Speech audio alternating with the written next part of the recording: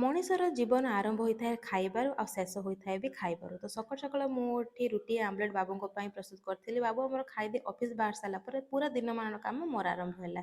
ପ୍ରଥମେ ସକାଳୁ ଲୁଗାପଟା ସବୁ ଭାଙ୍ଗି ରଖି ସାରିଲା ପରେ ଠାକୁର ପୂଜା ଟିକେ କରିଦେଇ ନିଜ ଖାଇବା ପ୍ରସ୍ତୁତ କରିଥିଲି।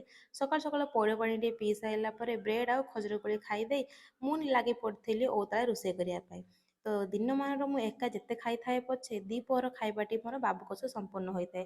ଆଜି ଡାଲି ଆଳୁ ଚକଡ଼ା ସହିତ ଖଟେଇଟି ପୁରା ହେଇଥିଲା।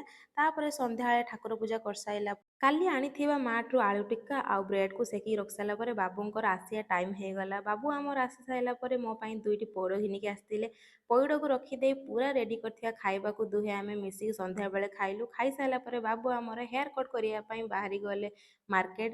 ଆଉ କୁହନ୍ତିନି ଯିଏ ମନ କଥା ଜାଣିକି ଜିନିଷଟି ଆଣେ ସିଏ ହେଉଛନ୍ତି ପତି ପରମେଶ୍ୱର। ତ ଆମ ପତି ପରମେଶ୍ୱର ଆଜି ମୋ ମନ କଥା ଜାଣିକି ସାଙ୍ଗରେ ଆଇସ୍କ୍ରିମ୍ ରାତି ଧରିକି ଆସିଛନ୍ତି। ତ ରହିଲି, ଜୟ ଜଗନ୍ନାଥ।